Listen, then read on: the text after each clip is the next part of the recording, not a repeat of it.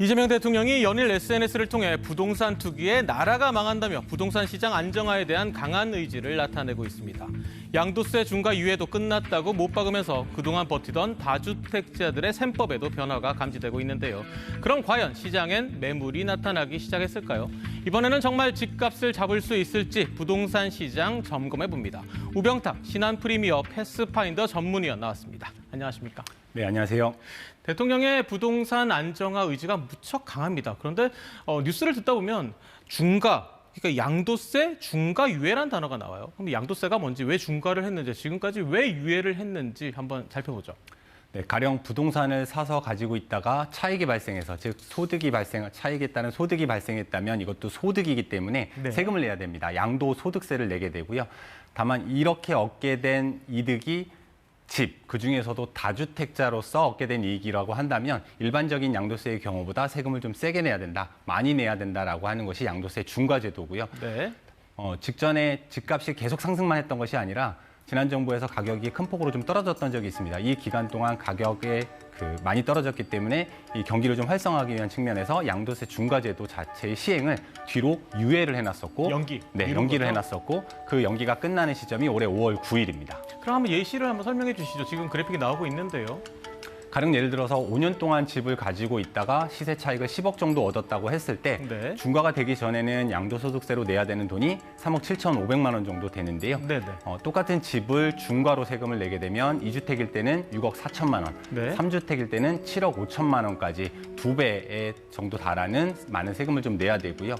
예외적인 케이스이기는 하지만 시세 차익이 압구정에 있는 모 아파트의 경우에는 지난 15년 동안 실제 시세 차익이 약 100억 정도에 이르는 경우가 그렇죠. 있었습니다. 네. 그래서 이 100억의 양도세일 때 중과를 하지 않을 경우에는 내야 되는 세금이 약 33억 9,100만 원 정도 있지만 70억 가까이 이득을 챙길 수가 있던 거죠. 실제로 그렇고요. 그런데 2주택으로 중과가 되면 내야 되는 세금이 70억 이상이고요. 3주택일 때는 80억이 넘는 세금을 내야 됩니다. 세금이 정말 이제 세게 물게 되는데 그럼 이런 상황에서 시장에 매물이 나오기 시작했습니까? 네, 실제로 시장에서 예상하고 있던 것보다 매물이 좀 더 많이 증가를 하고 있습니다. 시장의 예상치를 넘어서는 수준인데요. 네. 서울 전체적으로 보면 일주일 전 대비해서 약 7.2% 매물이 증가한 것으로 나오고 있고요. 특히 강남뿐만 아니라 광진, 성동과 같은 지역 같은 경우에는 약 16.5% 정도, 일주일 전 대비해서 16.5% 정도까지 매물이 좀 증가하고 있는 모습을 보이고 있습니다. 그러면 매물 중에서도 소위 말하는 좀 싸게 나오는 금매도 좀 나오고 있습니까? 네, 금매뿐만 아니라 급금매 혹은 초급금매라고 이름 붙여진 초급금매. 네. 직전 가격 대비해서 많이 가격을 낮춘 물건들도 증가하고 있는 모습을 보이고 있습니다. 통상 이제 종전 거래 가격보다 5% 정도 낮춘 물건을 금매라고 하는데 네. 시장 상황에 그리고 단지에 따라서는 1억에서 예외적으로는 10억까지 낮춘 매물들도 직전 호가 대비해서 10억까지 낮춘 매물들도 일부 나오고 있는 것으로 보입니다. 근데 10억을 낮췄다고 하는 건 집값이 워낙 비싸기 때문에 그 정도 낮춘 거예요. 차익은 그거에 한 3배 정도, 2~3배 정도 이상이 되니까 네. 세액 차이가 그만큼 난다라고 보셔야 될 것 같습니다. 이재명 대통령의 부동산 안정화 의지 그리고 강력한 규제 메시지가 좀 소위 말해서 먹혔다고 봐야 될까요? 지금 매물이 나오고 있는 양상 그리고 가격을 낮춰서 나오고 있는 양상으로 보면 시장의 메시지가 전달되고 있는 것으로 보입니다. 네. 그렇다면 실제로 지금 서울 그리고 수도권으로까지 넓혀서 전반적인 집값 상황은 어떻습니까? 네, 다만 아직까지는 서울의 집값 상승이 완전히 꺾인 상황은 아닙니다. 집값 상승이 떨어지지는 않고 있군요. 네, 여전히 상승으로 가고 있고요. 네.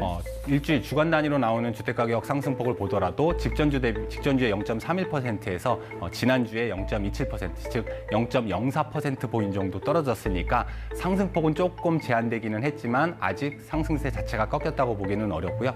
다만 이 지표는 아직 최근에 양도세 중과로 인한 매물이 나오고 그거에 대한 가격에 반영되지는 않은 상황이기 때문에 지금처럼 금매 물건이 조금 더 늘어나고 이것이 지표로 반영되게 되면 상승폭은 조금 더 제한될 것으로 보입니다. 그런데 다주택자들이 집을 내놓고는 있는데 그런 건 어떻습니까? 집이 여러 채 있다 보니까 일단 싼 것부터 내놓지 않을까 이런 예측이 되거든요. 어떤가요? 네, 실제로 시장에서도 양도세 중과 유예를 맞물려서 매물을 내놓더라도 가지고 있는 것들 중에서 좀 덜 좋은 것을 먼저 내놓을 것이라고 예상을 했었었는데요. 실제로 시장에서는 나오고 있는 양상은 이것과 좀 다른 양상을 보이고 있습니다. 즉 서울에서도 강남 지역을 포함한 좋은 지역의 일수록 오히려 매물이 좀 더 빠르게 증가하는 모습을 보이고 있는데 다만 이 부분은 가지고 있는 것들 중에서 더 좋은 강남 지역과 같은 물건을 던지고 있는 상황이라기보다는 해당 지역이 최근 몇 년 동안 시세 상승폭이 좀 많이 컸었기 때문에 차제의 양도세 중과를 피하면서, 즉 세금을 좀 적게 내면서도 네. 차익을 실현하기 위해서 매물을 내놓고 있는 것으로 보입니다. 그런데 일각에서는 이렇게 집을 내놓는다고 하더라도 연립이나 다세대가 많기 때문에 공급에 크게 도움이 안 될 수도 있다, 이런 지적도 있더라고요. 어떻게 보십니까? 네, 실제로 서울 전역과 경기도 12개 지역까지 규제 지역, 조정 대상 지역과 토지거래 허가로 묶여 있고, 그다음에 대출에 대한 제한도 여전히 있는 상태이기 때문에 금매 형태로 매물이 좀 많이 증가하더라도 매수세가 붙기는 쉽지는 않은 상황이고요. 그리고 그 금매로 던져진 물건들 중에서 아파트 외에 나머지 비아파트의 매물들이 증가하는 것은 직접적으로 아파트 가격의 하락 안정에는 실질적으로 큰 도움이 안 되는 측면도 있기는 합니다. 그리고 지금 이 시점에 벌써부터 걱정이 드는 게 사실입니다. 오늘이 2월 9일인데 정확하게 3달 뒤죠. 5월 9일 날 이제 중과 유예가 끝나는데 그때 갑자기 다시 집이 팔지 않는, 잠겨버리는 그런 현상이 나타나지는 않을까요? 네, 매물 잠긴 현상은 분명히 우려되는 측면입니다. 양도세 중과제도의 종료, 그러니까 중과제도 자체는 양날의 검이라고 할 수 있고요. 네. 양도세 중과 유예가 끝나게 되는 5월 9일 이전까지는 그 세액 차이 때문에, 이게 수억 원에 이르기 때문에 낮은 가격으로 매물을 많이 내놓게 되는 효과도 분명히 있지만, 반대로 얘기하면 5월 9일 이후에는 거꾸로 그 세금 차이 때문에 그때까지 팔지 못했던 다주택자들 일부는 매물을 대거 걷어들이는 형태로 나올 수밖에 없어서 다시 5월 9일 이후에는 매물이 잠기고 줄어드는 형태를 보일 가능성이 높습니다. 그러면 예상컨대 그때쯤 되면 추가 세제 대책이 나올 것 같은데, 말 그대로 세금으로 어떻게든 다시 문제를 풀어보려는 그런 대책이 나올 것 같은데 어떻게 보시나요? 네, 실제로 시장에서는 이미 세금에 대한 규제가 추가적으로 더 나올 거라고 예상을 하고 있고요. 가장 대표적인 것이 다주택을 포함한 주택의 보유에 대한 보유세 인상뿐만 아니라 1주택에 대한 양도세를 혜택을 좀 줄이는 것, 이런 것들도 같이 예상이 되고 있는 상황입니다.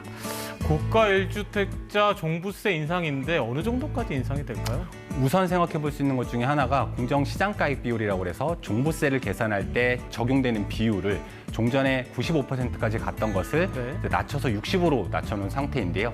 그러니까 반대로 낮췄다면 그것을 거꾸로 높이는 것도 아주 쉽게 가능하리라고 예상할 수 있습니다. 다시 얘기하면 공정시장가액 비율을 다시 원래대로 95로 가거나 아니면 거기까지 가지 않더라도 80%까지 읽어 올리는 것들이 우선 예상됩니다. 알겠습니다. 오늘 여기까지 듣겠습니다. 우병탁 신한 프리미어 패스파인더 전문위원과 함께했습니다. 고맙습니다. 네, 고맙습니다.